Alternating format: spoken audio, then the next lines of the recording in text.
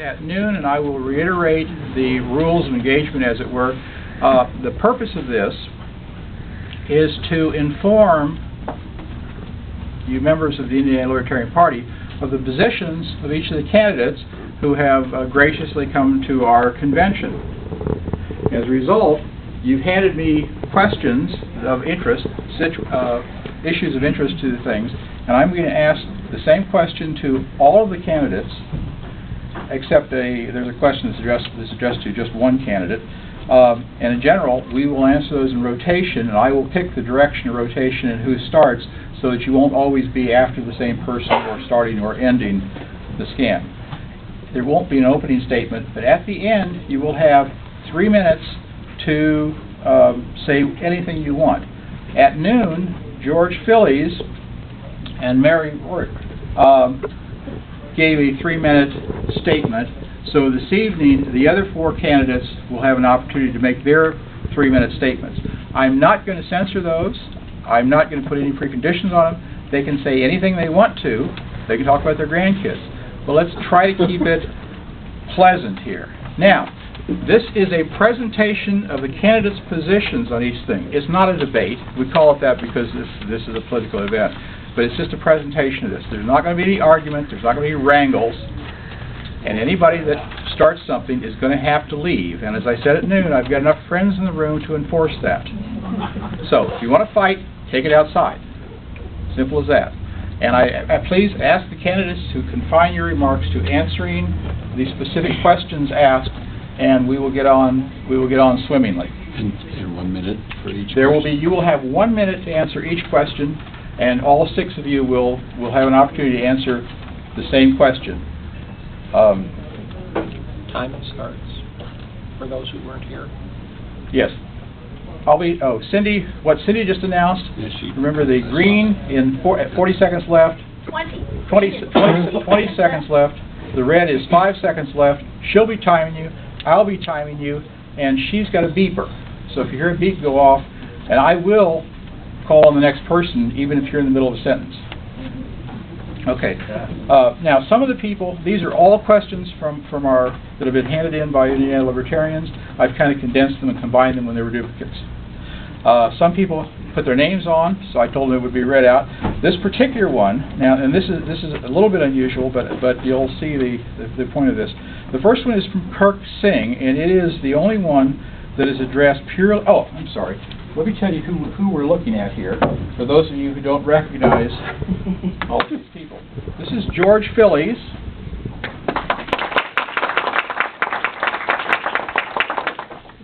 Next to him is Mike Gravel. Next to Mike is Michael Jingosian.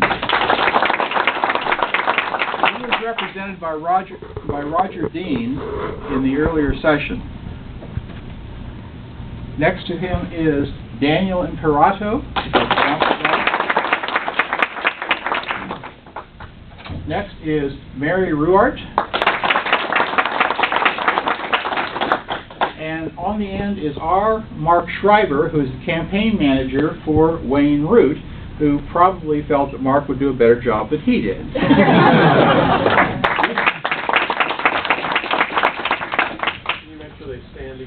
Okay, at noon we got everybody to stand up, and simply because it was audible. It turns out with all the people in here, people in back can't hear you unless you're talking over the top of the people here. So, the very first question, this is the only one that's addressed to a single person, and there's a specific reason. Is from Kirk Singh, and that is to Daniel Imperato. Last year, you held a number of positions on issues that are considerably different from the positions on issues that you hold now. Some of the people here have changed parties because they got mugged by property taxes or one thing or another. What do you feel has changed about your position or thinking to change your position on these issues? Thank you. I appreciate the question. First of all, the platform that I was running on as an independent with a vice presidential candidate by the name of Webster Brooks from mayoral race in Washington, D.C., he wrote the original platform as an independent. Wasn't my doing. So the website that was seen originally was not my doing. Second of all, from the good side of this is that becoming a Libertarian has definitely given me a further insight into liberty, freedom, smaller government, and I can say that I thank the Libertarian Party for that. I'm definitely in line with the principles of the Libertarian Party for the majority side of them, but I believe that there is some oxymorons in the platform. For instance, I believe that the Constitution was written in accordance with Judeo-Christian principles, and I was asked by the Libertarian Party or the Libertarian National Committee to leave the party because of my Judeo-Christian values, that the party was majority atheist. So it's actually the atheist part of it. Sorry about that. That changed the my next question direction. is for Mike Jingosian, and this is, should we leave the UN? Should we leave the UN? First of all, I want to thank you for, it's great being back here. I was in Fort Wayne last year, and I see many familiar faces, and thank you very much. Should we leave the UN? I'm not in favor of leaving the UN. I believe that in order for us to solve our foreign policy issues, we need to be respected by the international community. We need to get out of the war in Iraq. We need to bring back habeas corpus, close Guantanamo Bay, and bring back our troops from all over the world. If we get out of the UN, it sends the wrong signal to foreign nations. I don't believe that that's the signal that we should be sending, because our campaign is trying to enroll all independents towards commonalities that libertarians have with all independents. If we take radical positions, then we're not going to get more than 1% of the vote. We're trying to get 5% of the vote, and if we lead with getting out of the UN, then that's not going to happen. Thank you. Daniel, same question? Oh, sorry, can you repeat the question? Should we leave the UN? Well, I think that we shouldn't support the UN pertaining to America paying anywhere it's built. I do believe that we've been sucked into many, many inappropriate activities in accordance with the relationship we have with the United Nations. As a United Nations representative, I have inside track on such things, and for instance, AIDS program. We gave $8 billion for the AIDS program, and only 1 million Africans were treated. So I do think that we have to distance ourselves and discipline them. I do not think that we can just immediately pull out, but we have to stand strong, draw the line, and stop feeding the animals the food that they're asking for, because they're bankrupting America. Thank you. Mary? I would favor getting out of the UN, although it isn't one of my top issues. The UN is starting to act somewhat like an international government, and some of the things that they do, the treaties that they suggest or the agreements that they suggest, do threaten U.S. sovereignty. In addition, of course, the taxpayer is paying a lot of the bill for the United Nations, and that should not be. Now, if individuals want to go there and have discussions, if we want some type of organization to sit down and talk out things, I think that's a great idea. I don't think the UN is serving that purpose. However, I think we could do better.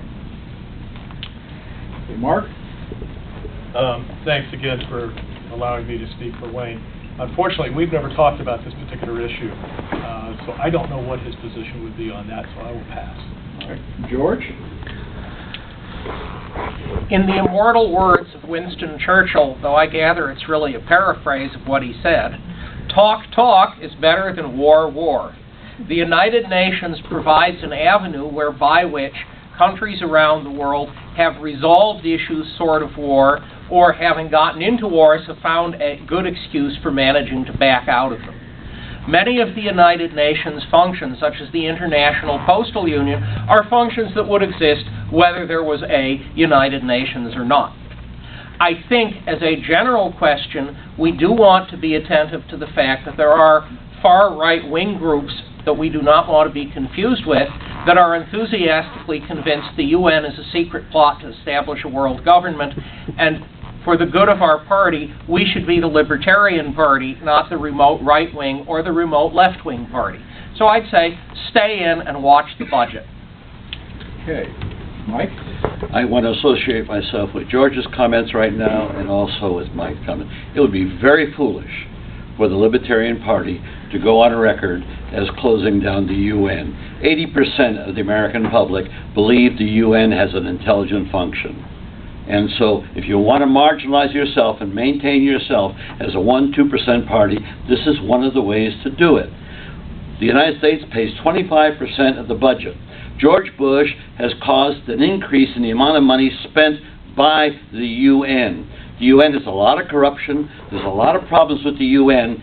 The least and the most of it is because we manipulate the UN through the Security Council. The UN needs to be totally reorganized. But there's nothing you can do about it now with the structure we have in the kinds of governments we have in the world today. All right. Now, on a slightly lighter note, and this will start with Mike Gravel and go the other way, what are you going to do to try to make sure that you're included in the presidential debates? Well, I've already been through that exercise with the Democrats. You know something? Who cut me out? It was the leadership, Howard Dean, in conspiracy with General Electric. Make no mistake about it, we got their fingerprints right on what happened. And so I got cut out, and they've made me a nothing candidate. Now, if I can get the nomination from your party, that won't happen again, because you're the largest second-tier party, and the Democrats and Republicans are corrupt. And you wonder, why did I stay to be such a Democrat so long? It had power. And I was a Democrat before you were even alive. That's right, I've been a libertarian all of my career. I've never had support from the Democratic leadership, and maybe when we get a chance in my 3 minutes, I'll tell you what happened to me as a result of my career in the Senate. Thank you. George, what's your plan? Well, of course, it could be we run an effective campaign, we get up to 15–20% of the vote, and the highly partisan debate commission can't change the rules fast enough to keep us out.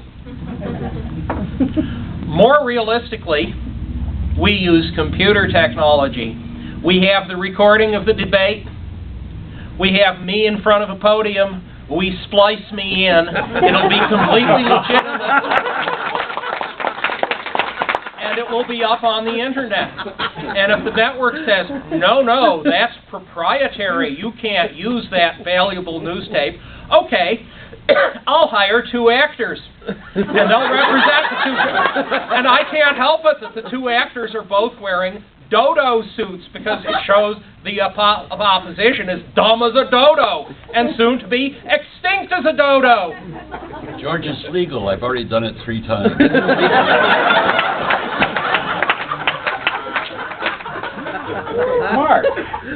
Mark, how is your candidate going to get into the presidential debates? Well, we do have something in the works, but I'm not ready to say what we're going to do yet. That's an answer. It's not an answer, but it's an answer. Okay, you got a plan. All right. We do have a plan, and it's a nice one. Mary. Well, I'm going to have a hard time beating George Philly's answer. But I think I'm going to take a page out of Ron Paul's campaign. And basically, of course, he ran a formal campaign, but behind the scenes, his supporters were doing all kinds of things. In fact, they were more active, I think, than his actual campaign.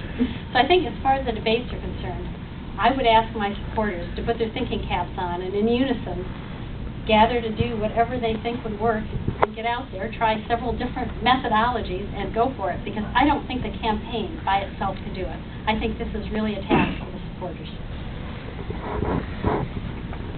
Daniel?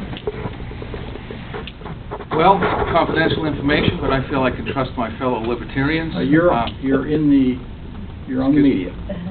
Oh, okay. If you don't want it to be in the headlines tomorrow, don't say it. Then can you shut that off, please? I'm serious. The libertarians need to hear. Seriously, just no, like this Mark. is very important. Just like Mark, if you no, if it's you go, very important. If you I want them to know what I'm plan to do, but I want the whole world to know. I want only my libertarian members to know. Maybe we could hear that from you after the debate then. That would be the best that thing. That would be great. Speak to us privately, please. No, we are not going to censor the press. I'm not going to censor you. You just have to choose. They're here. We invited them, and I want you to edit it and take it out. And if you don't, I'll be very upset. I have to share with you what I've been doing, because everybody else here is talking about what or maybe. I've already secured television broadcast capability. I have 4 locations set up to do a third-party debate. One of the reasons why I've attended the Green Party, the Libertarian Party, the Constitution Party, is because I am going to hold the first third-party true debate with Ralph Nader, Constitution Party, Libertarian Party, Green Party, and myself, Washington, D.C., Press Club, Colorado, Miami University, Los Angeles. I'm going to do it with my own money because I believe that we deserve a chance in this life, and if the least I can do is get us on the television. Thank you very much. Michael? Okay. Most of you know that I'm the founder of Angel Vision. We're the most successful internet advertising agency in the country. As a matter of fact, we're listed by Inc. magazine as the 120th fastest growing company in the United States. Really, no one understands the internet more than we do. Just in the last 2 years, we've won over 55 awards, national awards for internet advertising and marketing. Just this week alone, we won 10 awards for best banner advertising, best email marketing, and so on. We have similar plans as George does of producing our own versions of the debates. We're actually producing them right now, and we believe that we'll be polling at 15% by the debates, and the public will see what they're missing through our internet videos, and will want us to be in the debates. The next one, we're going to start with Mike Revelle. We're going to go the other way. And this one, some of these I'd like specific answers. We're all libertarians here, so when I say, what are you going to do about this department, the wrong answer is, well, I'm going to reduce all of government so that department goes too. We're looking for what your specific opinion is of this particular thing. What plans do you have for the Federal Department of Education structure? Since I want to empower the American people to become lawmakers, I will turn that issue over to the American people. Very simply, I think our education system in this country is horrible. 1/3 of our children do not graduate from high school, and that's in the best communities. In the worst communities, it's 50 to 70%. We fund our schools by property taxes. That doesn't work. The poor are stuck in poor communities. The wealthy do well. And the unions call the shots. Here, I'm no genius in this area. I've written a chapter on education, but I'll tell you, we just need the American people to focus on the answer. I once read an article recently that said, fire all the school boards. That might be a beginning. Thank you. Okay. Michael? Often when I speak in public, I say that there are valid solutions to many of our problems that cost nothing to implement. This is a great example of that. The best way to solve the education problem in this country is to allow competition within schools. There really isn't a question about that. I would abolish the Department of Education on the federal level, make it a states' issue, but really the solution to the education problem is allow parents to send their kids to whatever school they want and let the money follow the kids, which will build the school systems. I mean, everyone knows that competition is the solution to most of our country's problems, and every economist will tell you that this is the solution to our education problem, but you're not going to see it with Democrats and Republicans who profit and benefit by the status quo and who cave into every lobbyist group and teachers union and organization out there. I take it out of the hands of the federal government because the federal government's messed up everything there is.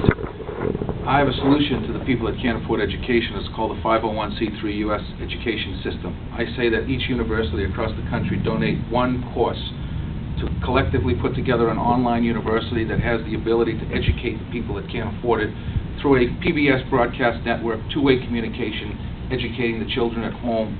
If they don't have a computer, we get it donated to them. I believe that education in this country electronically is the future, and I believe that there's plenty of courses to be able to be put together for an accredited course by the United States of America's 501c3 U.S. education system, and everybody can get a great education and not cost $50,000 a year. Thank you. Mary? I would deregulate and privatize the entire educational system. Now, this scares people at first because they think, well, gee, it's going to cost a lot of money. But in fact, education could be almost free today. If you think about the program Sesame Street, it's totally paid for by advertisers. It taught children who weren't ready to go to school yet their numbers, their letters. And if we had privatized education, I think we'd see many more television shows and even cable stations that would have such courses. And that would be relatively cheap if you think about it. In fact, it could be virtually free if advertisers were footing the bill. Naturally, the internet is another great vehicle. I think Dan's comments are very relevant here. You could have a lot of online learning courses, just as you do today for high schools. And if you'd like to learn more, Chapter 10 in my book, Healing Our World, actually describes a free market type educational system called Quest. And I've gotten lots of phone calls where people would like to find out where they can enroll their children. Of course, it's fictitious at this time, but it gives you an idea of how well it's received. Mark? This is one that I have to say we've talked about a little bit. Wayne is the only homeschool presidential candidate in the field, regardless of party. And he was incensed over a ruling by a court in California actually labeling homeschool parents criminals if they don't use the state system in some form or capacity. I had to peel him off the field.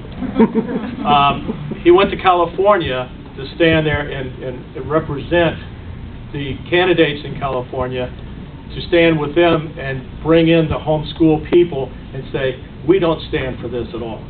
So our solution is basically the impoundment process, get rid of the federal level of education, and let the states decide what they need to do. But the bottom line is, he knows everybody wants the choice.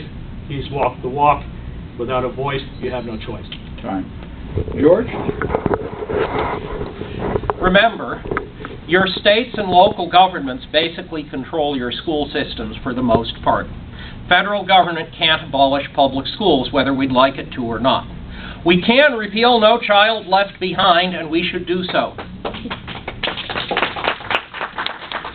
We can, and my campaign has done legitimate polling to show that it works with people, take every child in the country and give every child in the country a $5,000 tax credit for their education. You give it to the child so rich bachelors like me can help poor children on the other side of Worcester, Mass. You don't give it to the parents because it doesn't help poor families. The tax credit supports tuition for private schoolers, enrichment for public schoolers, everything for every other child, and it enhances choice and moves us in the libertarian direction. Okay, the next question goes to George, and then we'll be going in the opposite direction. I'm not sure what we got here. This is obviously a question for the debate because it's on the slips I handed out for the debate questions, but it's got writing all over it. And I'm trying to find the question on here. So looks like one of those study hall notes. Yeah. Oh, I got it. Okay. Here you go, George. I'm decorating my new home in contemporary Asian. What's your opinion of that? I just bought a home myself, and I had to redecorate it. It was 40 years George, old. Oh, George, I'm sorry. I don't think this is a question. I think this is some note somebody was that really wasted time. Sorry, Margaret. That really wasted time. I love you too. Yeah. Decorating advice from President. I thought you were talking about the White House. Now.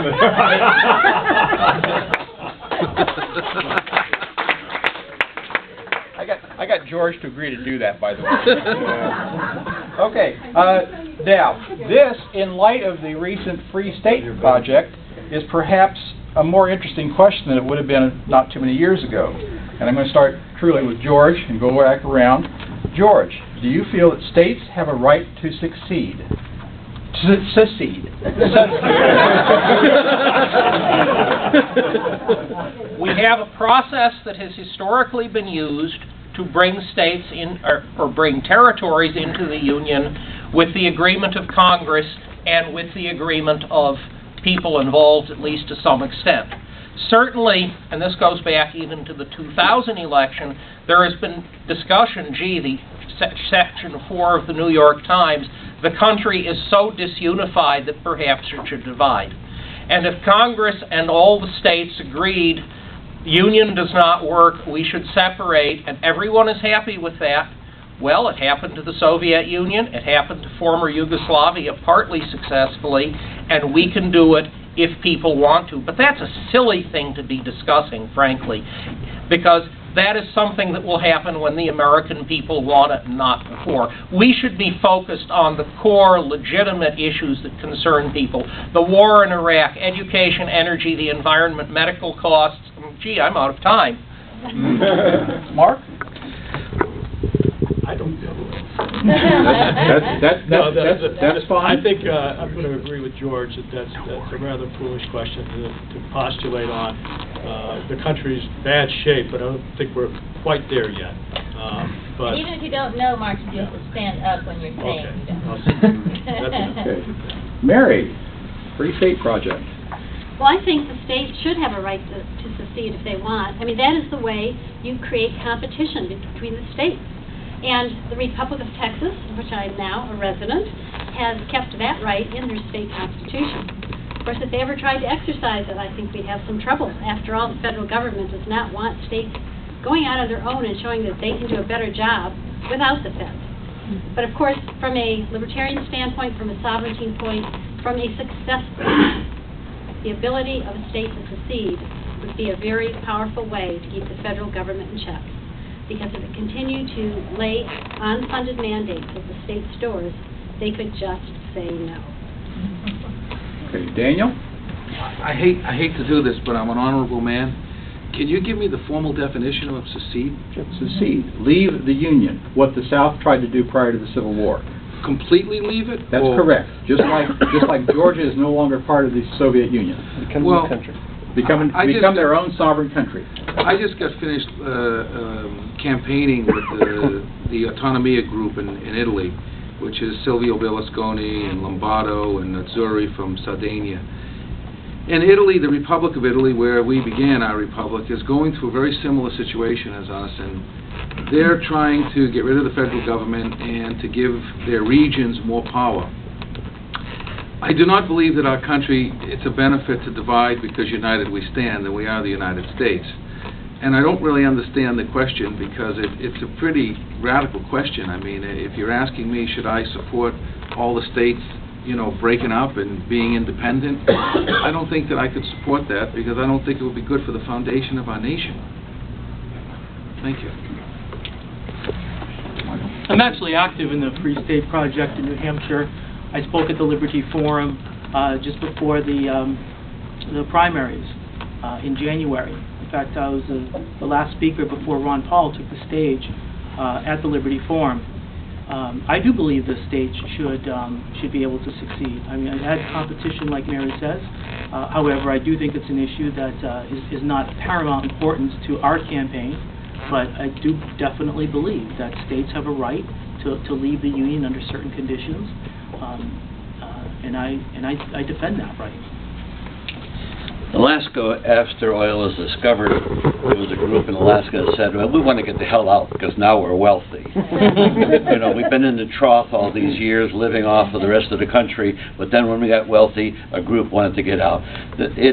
Hey, this is a non-starter again. I got to tell you, if the libertarians advertise this issue, believe me, you're going to, again, stay at 1-2%. Americans don't buy into this. 600,000 Americans died on this issue, and it is not an issue in this country, regardless of what's happening in the rest of the world. So please, let's be realistic about the issues that we want to deal with in this election cycle. My God, there's so much fodder to go after the Democrats and Republicans that you're going to just waste your time on this silliness.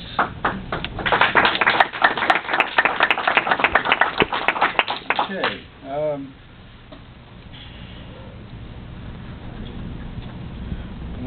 We've gotten around to, we're going to start with George and run the other way around. Maybe should be starting Was with that, let me see, we did. No. Mark's waiting for a reason to stand up anyway. What we did was started with Mike, we went all the way around to George, then went back around to Mike, and then it steps over it one more time, and it's going to go this way. I won't quarrel with you. And Whatever this you way, do, whatever you do works. Well, The parliamentarian rule. now, it's just that George got the the practical joke question You're the in boss. the middle. You're the boss. Okay, there are two questions about the problems we're having in the Middle East, not in Iraq, but other problems that they want to address. So I am going to specifically ask about one first, keeping in mind there's going to be another question on the same subject that will allow you to look at it in a broader context. This one specifically, starting with George and then going to the right, is, more or less, what would be your policy towards handling Iran's nuclear policy, their situation, the nuclear efforts going on in Iran? The Iranian government, the actual ruling council, this is the Ayatollahs, have actually taken the position that atomic weapons are anti-Islamic and cannot be built. And the available, at least published, intelligence data says that they got that policy into place. My own feeling is that we coexist with other countries that are not threatening to attack us, which is actually the case on Iran. We endeavor, yes, the Iranians hate us because we overthrew their government 50 years ago. We hate them, a lot of Americans do, because they stormed our embassy in 1980. And but we should simply restore good diplomatic relations and allow they're an independent country just as we are, and leave it there. Very good. Very good. Mike, you're up next. I would totally associate myself with that remark. Totally accurate. But I would add to it, who the hell are we to tell anybody they can or cannot have nukes? People have nukes in the world to defend themselves. That's exactly why we have them. That's why China has them. That's why Russia has them. Pakistan has them. India has them. And Pakistan and India are not signatories to the proliferation agreement. The Iranians are. And isn't it interesting? The head of the CIA, his own people tell him that they're not going after nukes, and General Hayden says, oh, I have a hunch that they are. What kind of fraudulent cook in the books is that all about? And I just want to tell you, I am frightened to death that this country in the next month or so is going to invade Iran, which has not been to war with anybody in the last 150 years except to defend themselves from Saddam Hussein, who we incited to invade them. The biggest problem facing our nation right now is the debt. And the easiest, and it's collapsing the dollar, it's forcing prices, energy prices through the roof, and the easiest way to solve the debt problem is to pull our troops out of everywhere across the country. We have no business telling Iran what to do. They pose no threat to the United States, and what they want to do is up to them. Daniel? The first thing that I do is I call Mr. Ahmadinejad and I'd speak in his language and say, Kif halak habibi, alhamdulillah. And I'd ask him to sit down and I'd put a couple of hand grenades on the table. And I'd ask him if he'd like to put the ring and show the world that he wants to be a model. And that if he did, then I believe that he wanted to blow the world up. Other than that, I think Ahmadinejad is a vehicle. I think that we need to use the opposition in the country, which is unhappy with Ahmadinejad and the regime, along with the UAE and the Arab League. The fact of the matter is Ahmadinejad, just like Hugo Chavez, has found a way to get attention in the media and become another superstar, something like OJ. The fact is that our media takes these situations, props them up, and then all the money goes to that region. And this is all about the money. I believe, like the others, Iran's been peaceful. If they want nuclear weapons for electricity, fine.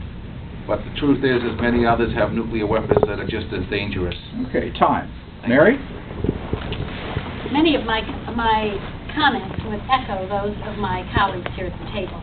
I would probably add that if we want peace with nations, the way to do it is to trade freely with them. Consider Japan, our enemy in World War II. Today, we wouldn't even dream of attacking Japan, and Japan would not dream of attacking us. Why? Because we are interlinked economically with our trade. And that is the way to make friends and have fewer enemies. So I would recommend that we begin serious trade with Iran, or any other country, that we think might be a threat. In fact, before they become a threat, it's time to get started. There's no reason that we shouldn't be trading with every single country in the world. I think we would agree with that. I think that the key to the whole thing is to unilaterally pull our troops back off foreign soil. It makes no sense to be there. And unless there's irrefutable proof, not like we had in Iraq, where a group or a nation has the means and the intent to harm us in the short term immediately, there's absolutely no reason at all to invade or try to coerce another nation state into doing our bidding. We firmly believe that. So, you know, if you have trade, if you have goodwill, you minimize the chance of those types of situations flashing up and becoming bigger problems. So, bottom line is, unless we know they're coming, or unless they've already been here, we're not going to do anything like that. We wouldn't invade.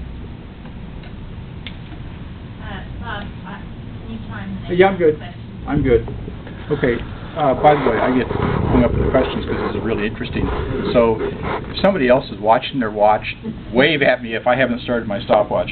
Okay, we're going to start again with Mark and go the other way.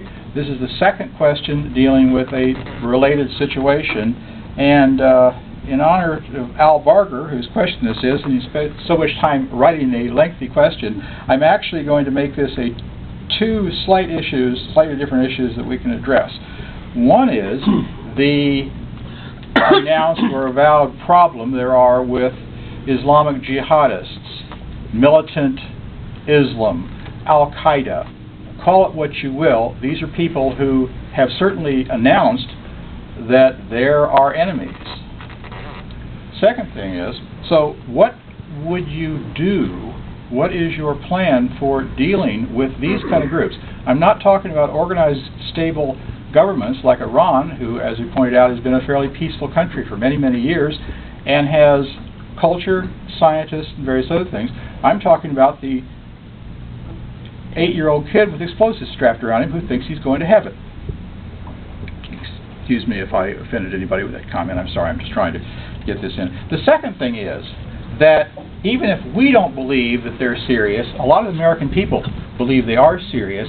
And when we announce that we are against war and pacifist, what are you going to say to the American people to convince them that you will in fact protect them from attacks? And once again, we're starting with Mark and going right to left. You got 1 minute, quick. Al, you got to write shorter questions. I'm old and I can't remember all that stuff. Sorry. Islamic jihadists, the thing that we look at is really simple. What do they want? They're not offering to sit down and negotiate with anybody, and that's troubling. So you got to protect yourselves, and the best way to do that is through good intelligence, knowing exactly what they're doing, and being prepared for any kind of eventuality. It doesn't mean you have to go and invade other countries to get it done. Okay? What do we say to the American people? The job of the president, whether they want it or not, is their commander-in-chief. And the number one priority for the federal government is to make sure we're safe and protected from outside influences as well as foreign and domestic, as they say. Bottom line, you got to step up and say, you're going to be strong on defense, okay, but not offense. Mary? There will always be people who hate us. It's just the way the world is. Not everybody's a nice guy. So we do need to be prepared for that. I would disagree with Mark a little bit, though, in that I think that sometimes they do tell us why they're angry. Osama bin Laden in 1998 actually declared war officially on the United States and pointed out that his problem was that we were boycotting Iraq and we were putting our naval bases and military bases and sacred grounds and other sovereign territory, and that we really had he had really had a problem with us supporting the enemy of Islam, which was Israel. The same complaints Japan had before they attacked us in World War II. So I think we need to pay attention when they do give us signals. So in addition to all the things that Mark mentioned about getting our defense well prepared, that we also pay attention to ways we could demotivate them. Daniel? Again, a person who's a doer and not a thinker or a talker. I started a foundation called the Imperato Foundation for Interreligious Dialogue and Anti-Terrorist Defense Fund, announced at the United Nations General Assembly last year. In addition, the majority of the children that blow themselves up are sick children who have cancer and are going to die, and they play on their unfortunate deaths that are coming in the future. In addition, a special forces team needs to be put together. We need to cease fire in Iraq. We should have dealt with this problem with special forces, with a team of special forces from around the world. We're not at war with a country. We're in a conflict with very sick individuals who want to destroy Zion and want to destroy the world, and they're using children who, as I said, are sick and going to die, and they're playing on their good hearts. Thank you. The Islamic jihadists are at war with the United States government. Well, I'm not a big fan of our government either. You know, most people have the same goals, most people across the world have the same goals as you and I, to live in peace, provide a decent standard of living for our families, and hope our kids have a little bit better than we do. The only solution to our foreign policy issues is to break this destructive two-party system that profits and benefits by the status quo and are slaves to the military-industrial complex that perpetuates this war and this hatred to their benefit. The reason why we called the war on terror a war, because terror has been with us since the beginning of civilization, is so we can sustain the money we spend with the military-industrial complex. It's not a war, it's a criminal activity. It should be treated as a criminal activity. It's no more than going after the mafia internationally. So what you do is you have to have intelligence, and I don't mean just U.S. intelligence, I'm talking about global intelligence. Isn't it interesting? We taught Al-Qaeda how to wage war, and we have not been able to penetrate them at all. Does that say something about our intelligence? We need to form a global intelligence unit, and we have Interpol. Now, isn't it interesting? Interpol has a body of 7 million stolen passports. The United States has never accessed that database. Not once. Does that say anything about the leadership and the stupidity we have in charge of this country? George? I'm not a pacifist. I've actually read the military theorists who outline the actual strategy that has been used to defend our country for the last century and a half. It's the defense plank that I've offered as an alternative plank for our national party to adopt in considerable detail. With respect to Islamic jihadists, I actually believe in the First Amendment. If people want to come over here and try to convert Americans to some other religion, well, if they're tourists, there are limits. If they're American citizens, they're free to do so. If they commit criminal acts, they should be punished as criminals.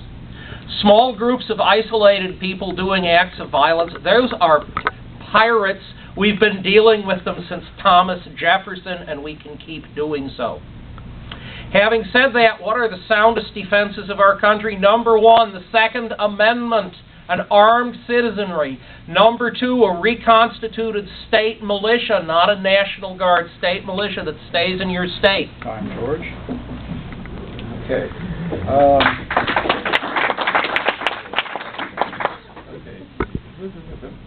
Okay, Mark, we're going to start with you and go the other way.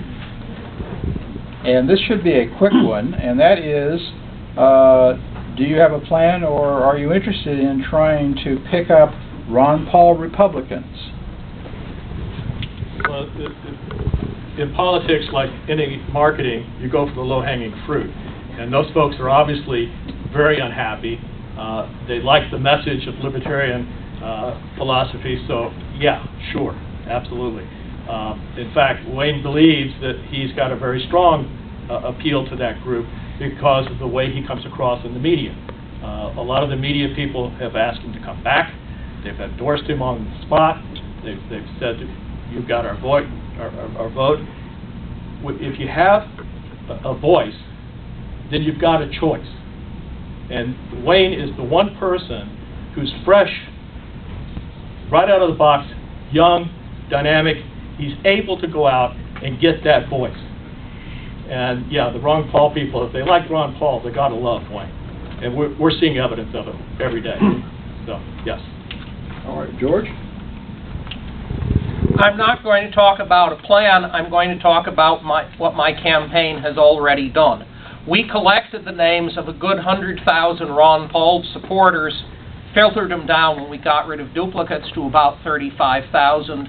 We have another target list of several 100,000. We're already doing electronic outreach. We've already done multiple direct mail attacks to some thousands of addresses. These are market tests. I am not going to promise you that the Ron Paul people are about to come over, because that's not what I'm seeing. We're going to send out a strong libertarian message, and I expect that the Ron Paul supporters who are libertarians are going to support us. But I did a market study that you should know about. This represents Ron Paul donors, huge list. This represents National Party current and former members, huge list. That's the overlap. It's not a big list. They're separate groups of people. As I traveled the country as a Democrat, I had Ron Paul supporters who kept saying over and over again, we need a ticket of Gravel and Ron Paul, all over the country. Now, I've met with Ron Paul, never met him before, just within the last month. And we had a nice conversation. I don't know where it's going to lead, but I'll tell you this, that where's Ron Paul? You want his supporters, where's Ron Paul? He's raised a lot of money with the libertarian rhetoric. Now, is he going to keep all that money and hoard it for Republicans? He's in a Republican camp. Now, I would hope that maybe he would pass some of that money, not to me as an individual, as a candidate, but to the party itself, because he was articulating your message. And so I think this is going to play itself out in a very interesting fashion as we go forward, because he's still a Republican member of the House, still out there doing events. And that's something that we should be concerned about. Michael? Yep. We not going to talk about what we're going to do. We've already done a lot. We have a blog on our website for Ron Paul supporters. We produced a special video on YouTube for Ron Paul supporters, and it's one of our mostly highest watched videos on YouTube. Is this for YouTube supporter for Ron Paul supporters? We're seeing droves of Ron Paul supporters come to our website. We've spoken at several Ron Paul meetup groups in the past, and we're continuing to see huge support from the Ron Paul network and the Ron Paul revolution. Oh my God. First of all, I'm tired of hearing about Ron Paul. He's a Republican. Second of all, I just came from the Constitution Party election in Missouri. They talked about the same thing about Ron Paul being a constitutionalist. I hear this all the time. This is a waste of time. The fact of the matter is Ron Paul did not make the principles made Ron Paul. So all we have to do is stick to the principles, and we'll bring all those people back to our party, because he took those principles from the foundation of the Libertarian Party and the Constitution Party, but he used them for the Republican Party. And to be quite frank with you, every time you people talk about this man, you're helping him and the Republican Party. So we should forget about Ron Paul, and we should remember liberty, freedom, and justice, and the Libertarian Party, principles and platform. And remember, the principles made the man didn't make the principles. Mm-hmm. Mary? I've been a Ron Paul supporter since 1988 when he got our presidential nomination. And he has supported me in turn by endorsing my book, Healing Our World. You can look at the table back there and turn it over and see his endorsement. He also wrote a letter to President Bush trying to nominate me for the FDA commissioner position when it was open several years ago, so I could do a de facto privatization of that agency. I have attended many meetup groups. In fact, in most meetup groups, there is one libertarian who knows who I am, so I have immediate name recognition there. And in fact, you'll get to meet some of the Ron Paul meetup groups because they're coming to Denver to help with my campaign. Now, as far as the money that Ron Paul has raised, he is still in the race, and he is spending it on his campaign. He's got a lot of stealth delegates, so we'll see what happens in Minneapolis. I would love to be able to say, in this election, we have to choose between the greater of two goods. Okay. Now the next question goes to Mary, and we'll go the other way. And this regards Social Security. What would you do about Social Security? I think we need to privatize Social Security, and luckily we have seen Chile do a very good job of this, so we have a model to follow. I heard one of the speakers who had been involved in that process, and it is important to do it the right way. And when done the right way, we get returns, double-digit returns on what is called Social Security in this country, which of course in our program, maybe if we're lucky, returns us about 1%. So why should our seniors have to worry when they can be converted to a program which makes double-digit returns and is a very reliable program, tried and true in the real world? That's what I would do with Social Security. I would make it true security and not the Ponzi scheme it now is. That really is kind of a tax on our grandchildren who will have to pay for our retirement. Okay, Mark, you're next. We'll go this one. Yeah, back and forth. Privatization is obviously the answer to the whole thing, but the abolishment of the Social Security system has to happen before that can really take place. But you've got to make sure that the people who are dependent upon it and all that aren't left out in the cold. So there's going to be some sort of a weaning off process, but it's ultimately, you've got to go to the privatization of the process, okay? I don't know what Wayne would say exactly, but I'm trying to paraphrase what I think he would say. But the bottom line is, you can't continue the Ponzi scheme. It's very simple, okay? Social Security is a pay-as-you-go welfare scheme, and our children and grandchildren are going to discover pay is quite expensive. What is our resolution to the problem? That brings people in, not sends them screaming in terror or looking for the tar and feathers. The message is, you reach age 30, I think that's a round number, you may voluntarily, irrevocably opt out of the system. The money now goes to you for your retirement, not to the Social Security taxes. Every person who does that eases the tax load on everyone else. Will that work? Sure it will. I'm a college professor. I'm in a pension scheme that takes about as much as Social Security does. And when I retire, I will get a pension from my investments, from Ty-Cref investments, about 8 times as large as Social Security. As soon as people start seeing that, they'll opt out too. 1 minute is not enough time to talk about this problem at all, candidly. But let me just tell you, if your party, my party, our party, puts this in front, you lose. You'll lose badly.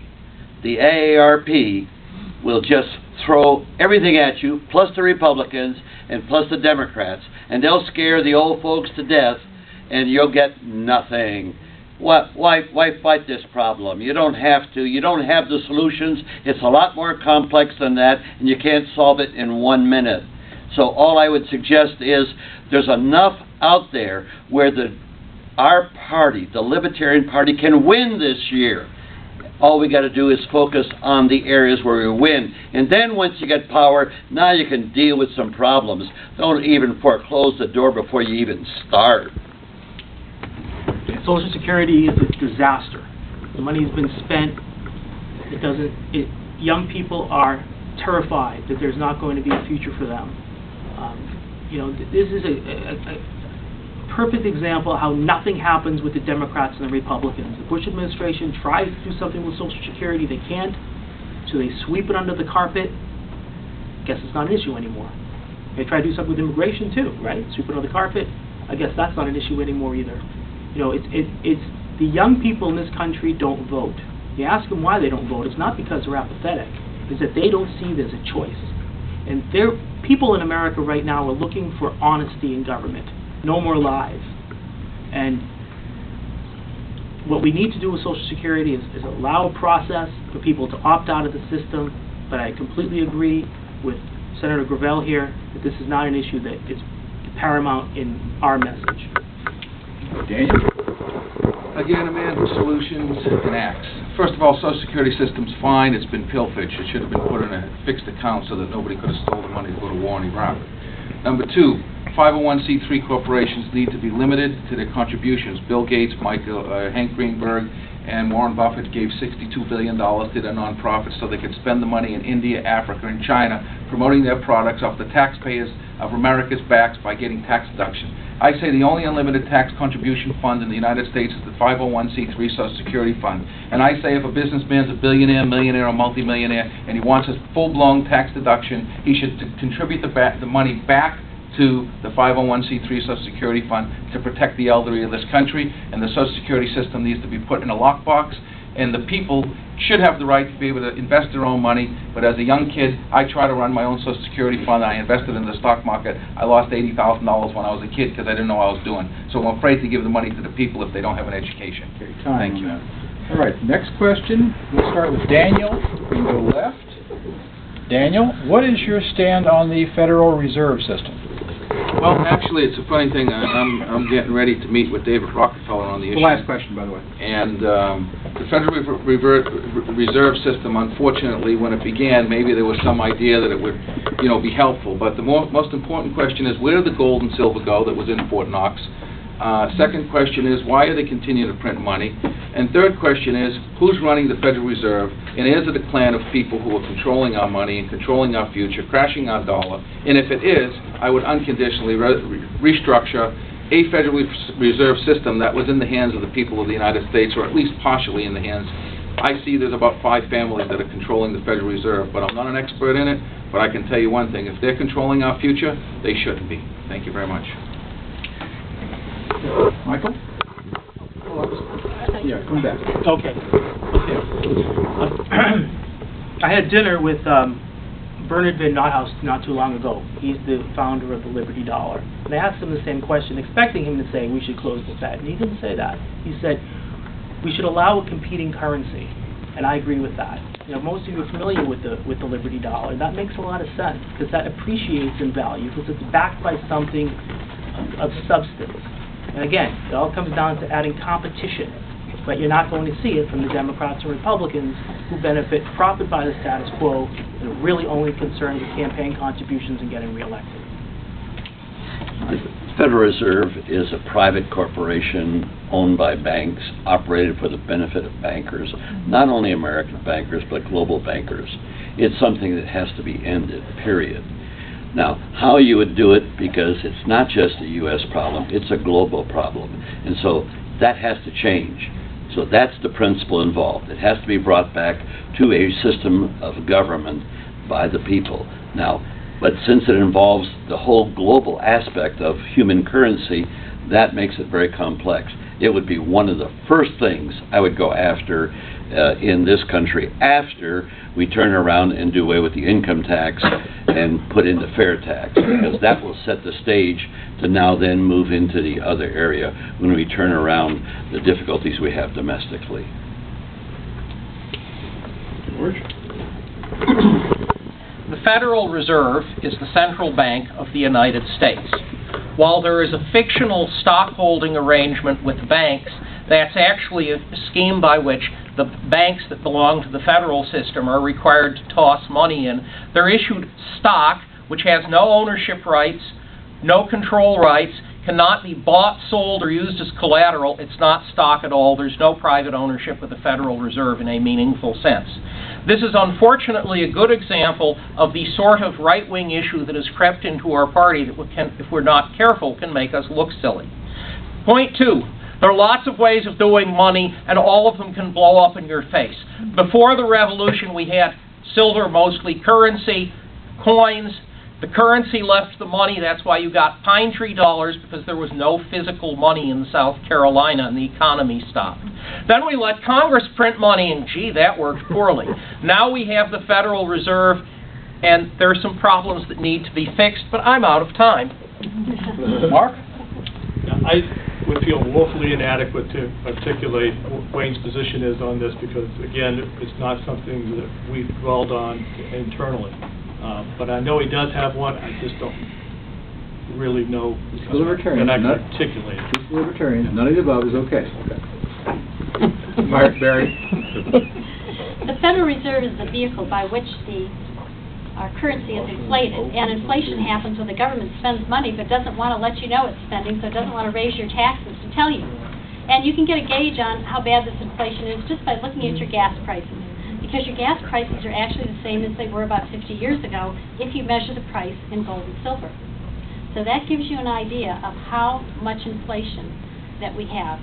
Now, if we got rid of the Federal Reserve, either by competition, as Michael Jangosian suggested, or simply take it down quickly and had currency that was backed by coin, we would have a much better system. In fact, if you go to Chapter 9 of Healing Our World, you'll see where I compare different countries at different times, and the country that has the least central banking and the fewer regulations is the one that survived the depressions and everything else. Canada was doing very well in its banking system while we were having trouble in the Great Depression.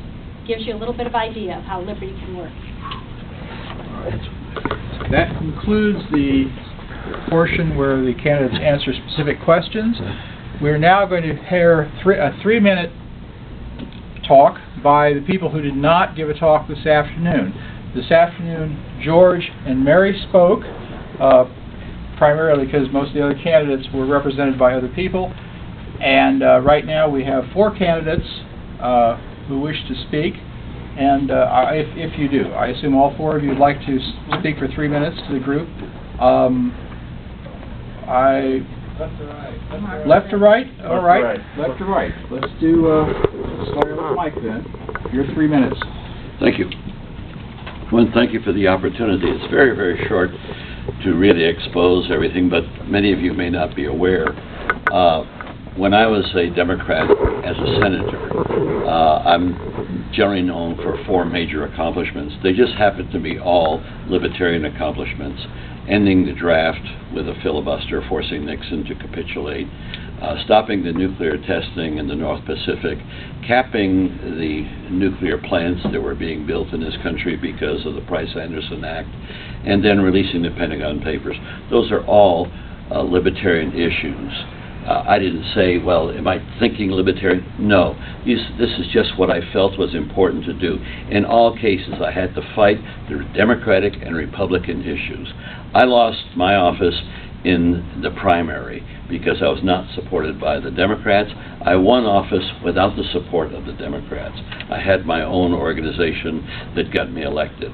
And so I've always been what I called a classic liberal at the time, which is what predated libertarianism. What I am really all about right now is to empower the people to be able to make laws or repeal laws. It's called the National Initiative. I have a book that is going to be for sale here, and you'll hold it up. It's called Citizen Power. It defines in great detail the national initiative. It took me 10 years to write this legislation, and it is really where it's at. Representative government is broken, it doesn't work, it can't correct itself from within. Let me quote Cicero. Cicero defined freedom, and that's what we're about, liberty and freedom. Defined freedom as participation in power. If you don't have any power, you don't have any freedom. In a democracy, power is defined by being able to make laws that we all have to obey or go to jail. And so if you want to have power, you have to be able to make laws. And so I've written the legislation that goes all the way around the government. It will take 60 million, thereabouts, Americans to vote for it. But when it happens, that means that Americans will be able to make laws in every government jurisdiction of the United States. I, as a matter of faith, believe that the people are more qualified than their leaders to make all the decisions, the policy decisions that affect their lives. It's a win-win. We keep representative government there, we bring the people in, and the people automatically become the senior partners in this endeavor. It takes, obviously, I can't explain this in 3 minutes. The book is there. I would appreciate your buying it because it's my retirement. My first wife has my Senate retirement. And my second wife is supporting me. It's only $20, and you will enjoy it because you'll be able to see not only how this works, but you'll be able to see how we can change the paradigm of human governance. That's what this is all about. Michael? First, I'd like to thank you all for being here for the cause of liberty. I can't think of anything more important than fighting for freedom. Today's questions mostly dealt with policy, and it's important to know where we all stand regarding policy. But really, what's important, I think, are two questions. One, who's going to get the most votes come November? And two, who's going to do the best job at representing the values of libertarians? First, running a campaign is very much like starting a business, and that's what I do. I've owned 3 very successful companies. I've also gone on to companies and turned them around. That's what I do for a living. I'm what's called a turnaround CEO. When the media wants to interview a libertarian candidate, they come to me. I've been interviewed by CNN, Al Jazeera. I've been on talk shows. I've appeared all over the media, covers in newspapers, magazines. All this is on our website at resetamerica.com, and I encourage you all to go over there to take a look at that. Also, we're going to use every source of media possible to spread our message, but we're going to start with the internet. And really, no one knows the internet better than my business. As I said before, ranked 120th fastest growing company in the United States. We have 1,500 clients that depend on us to handle their marketing and advertising. We really understand the internet, and we can deliver messages that really resonate with young people, members of the Ron Paul Revolution, and the rest of the public. Also, this is not a campaign for president. This is a movement. It's a movement to deliver a message to the American people, to empower them, to let them know that we are in control, and we don't have to settle for what the government is doing to us. This is a message about abolishing the real ID card. This is about a message to talk about what the government is doing to ballot access laws with congressional approval ratings, the lowest in history. They're terrified that people are going to look outside the two-party system. That's what this is about. This is about the banning of demonstrations on the National Mall. This is about the ending of habeas corpus. This is about educating the Americans about really what's going on. 80% of Americans are disillusioned with the two-party system. Yet the Libertarian Party doesn't get 1% of the vote. As a fellow Libertarian, I'm upset about this, and this is why I'm doing this. This is why I've risked a lot of my time and money to run this campaign, because I've had enough. As I know you've had enough. The American people have had enough, and that's what this campaign is about. The only state that actually had a straw poll based on this new media, internet videos, YouTube, materials and such, was Iowa, and we won that straw poll because that's what's important to young people today. So I just want to thank you for being here. It's unfortunate that we have to use opportunities like this to discuss the issues. I'm just a phone call away. Just pick up the phone and call, or send an email. But please visit resetamerica.com. Leave your name and number so you can get on our mailing list. And I'll see you in Denver. Thank you very much.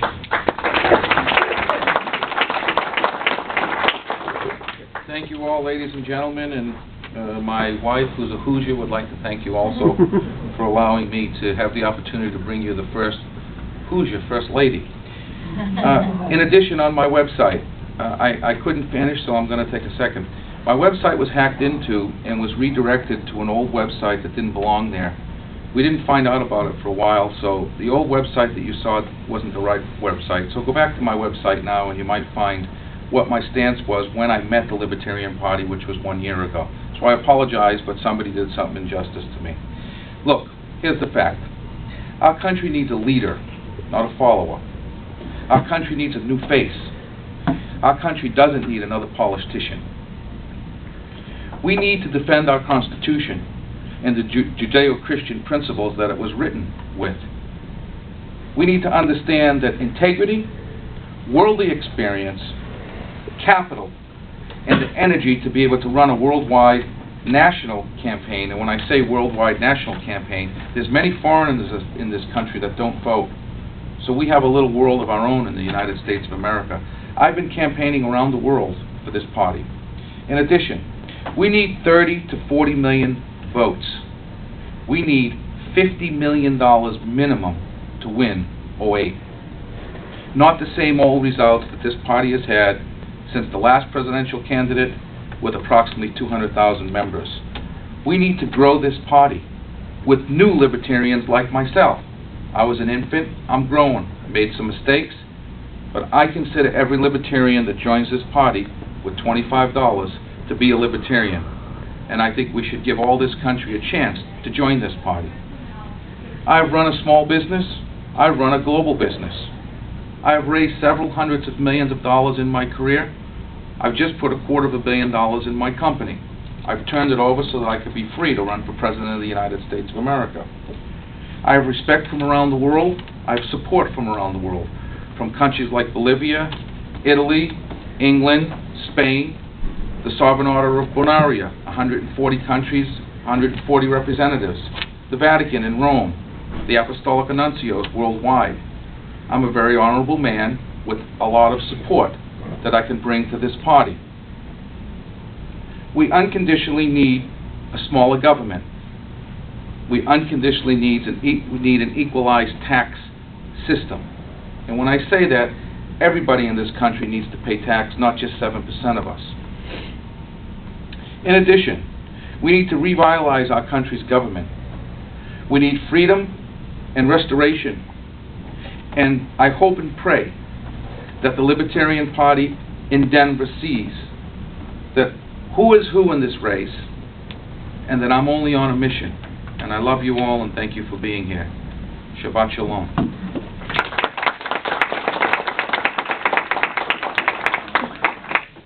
Mark? Tell us what... Finally, I get to answer something I know something about, which is what I want to do for you guys.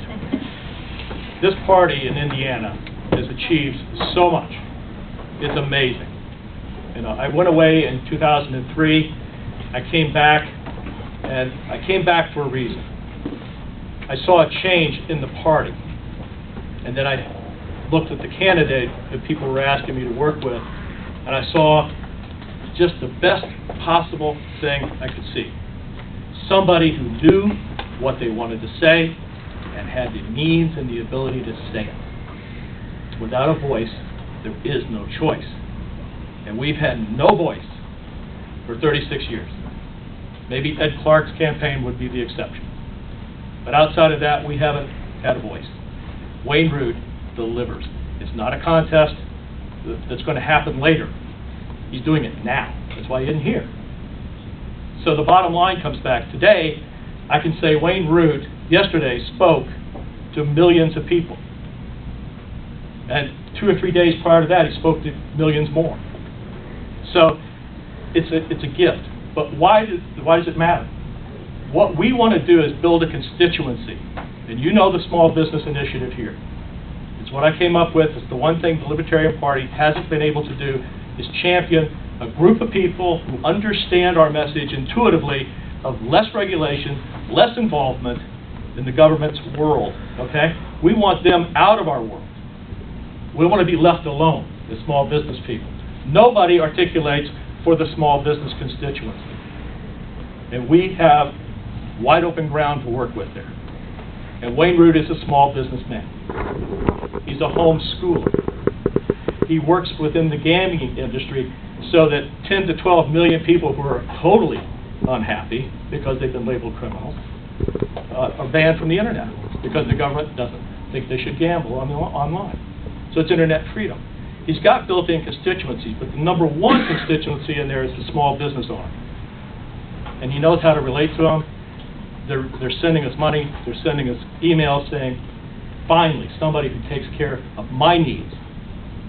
And they're not going to agree with everything we say, but they agree with everything we believe. And there's a difference there, okay? So if you want to have a voice, Wayne Root has delivered that voice.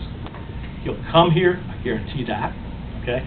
And we will walk the streets with you and meet the small business owners on the town square and get them excited. He gets people excited. He's dynamic. He's enthusiastic. And that's something we just haven't had, ever. And I don't think you're going to get it in the future. You have it right now. And if you don't seize the moment and use this guy to build this party and the infrastructure, which does not exist, what are we going to do? Why are we here? So let's take advantage of this guy. I haven't seen anybody this good, period. He's that good. He's learning, he's adapting, and he's damn smart. Okay, now, I know Mark, and if you let him go, he'll just go forever. We're done. Okay, I like... I'd like to thank all of you for traveling here to talk to us. We appreciate this. I don't know if we've ever had this many candidates, presidential candidates here. We certainly appreciate the honor, and we appreciate the information and the insight into all of your philosophies. And let's give our folks here a big hand.